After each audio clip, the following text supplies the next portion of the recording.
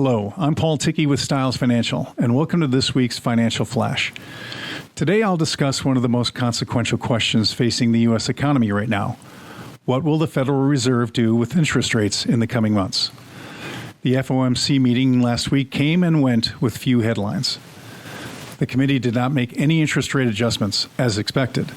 In their press release, they noted that the risks of higher unemployment and higher inflation have risen. During the press conference, Fed Chair Jerome Powell reiterated that the committee is data dependent and not in a rush to make a move. We're at a moment of genuine uncertainty, and the Fed itself is caught in a tug of war between strong economic data and stubborn inflation, or at least the threat of oncoming inflation.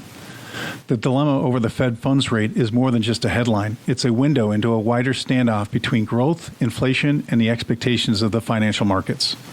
Let's break this down. Right now, the Fed funds rate is sitting in a range of 4.25% to 4.5%. This level was reached after a historic tightening campaign that began in March of 22, as the Fed tried to tame post-COVID inflation. The Fed then reduced the Fed funds rate by 100 basis points over 3 meetings last fall. And now we sit stagnant since December 2024. So where do we go from here? If we look at the Fed funds futures market, particularly the CME Fed Watch tool, it gives us a market-implied probability estimate of where rates are headed. Just a few weeks ago, markets were pricing in 3 or even 4 rate cuts by the end of 2025, with the first expected to come as early as June or July. But that picture has changed. As of this week, the futures market has dialed back those expectations sharply. Now it's showing less than a 50% chance of even one cut until the September meeting.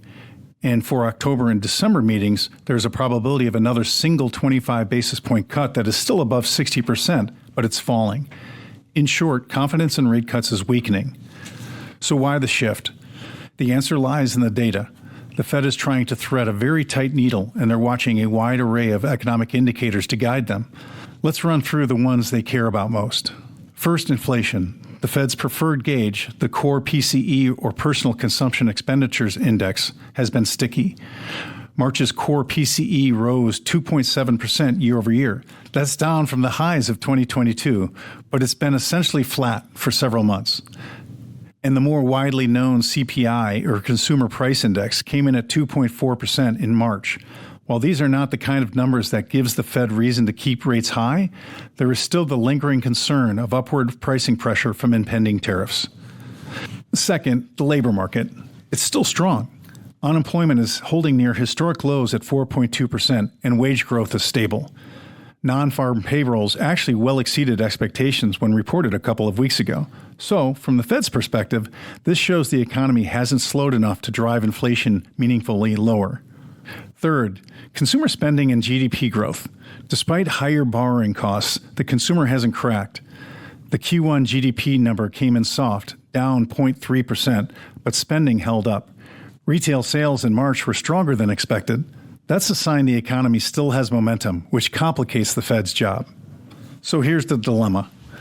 On the one hand, the Fed knows it risks keeping the monetary policy too tight. Keeping rates too high for too long could eventually break something, whether in credit markets, small business lending, or consumer spending. This is where the doves on the committee are warning the effects of past hikes may still be working their way through the economy. But on the other hand, cutting too soon, especially if inflation reaccelerates, would undermine the Fed's credibility. And that's a risk Chair Powell is clearly not willing to take just yet. So for now, we're in a kind of policy limbo. The Fed is data dependent, and the data is conflicting. The bond market is signaling caution. Equity markets have largely been resilient, though a bit more volatile lately. And the futures market is essentially telling us this: one cut maybe, but only if inflation eases more clearly, or if growth deteriorates faster than expected. So what should we see next? Keep your eye on the next CPI and core PCE prints. The Fed won't move until they see clear, consistent progress towards their 2% inflation goal. Also, pay close attention to jobless claims and credit conditions. Those could be early warning signs that the economy starts to slow more dramatically. But as pointed out earlier, the Fed doesn't want to wait too long on evidence of inflation slowing so as not to end up like China is right now, facing inflation so low it starts to become deflationary. In short, the Fed's next move is not a matter of timing anymore, it's a matter of evidence.